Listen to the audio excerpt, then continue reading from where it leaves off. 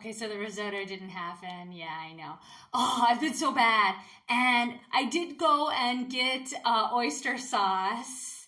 So I've done stir fry. I had some ambition, not a lot. And I also bought chocolate ice cream, even though it's almost bikini season, and I really have to stop doing that. I cannot have any more. Like I'm debating throwing it out.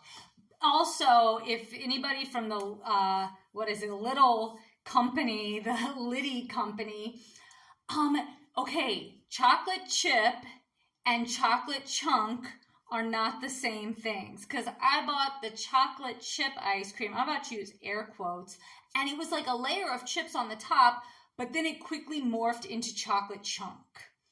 Second issue is that you can't, like, I mean, I'm from the US.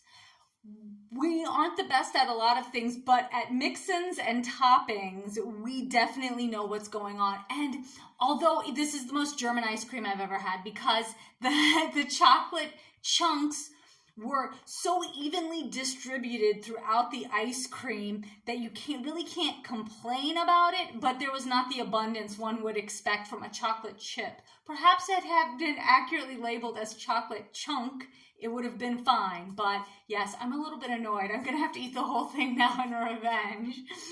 But speaking of revenge, I thought I'd go ahead and read a poem while my rice is cooking. I like to get it nice and brown and crispy on the bottom. But this poem is not one of my favorites, actually. This is one that I wrote, and I think it's a good thing sometimes to share, different parts of the process, not just the best of what you've done, but also the things that you've done that are a part of the learning process or a part of the making process. So this poem that I wrote principally because I wanted to try the form. So this is a ghazal, which is, I thought, an extremely difficult form. It's originally an Arabic style of poetry that uses couplets and also matching meters in the verses and repeating phrases, rhyming. It has so much going on in it, so it does make it kind of challenging. And it should have a romantic theme. I don't think all of them necessarily do, but when I try to write a poem in a particular form, I do try to stick to the rules of that form as much as possible. So here is my Ghazal Reanimation. I've raced to every place you never went in the past, avoided the night skies for signs not sent in the past. I've barricaded my heart, Chernobyled memories inside the forced reactor, poured cement in the past. Yet solitude is a crowded room shared with your ghosts.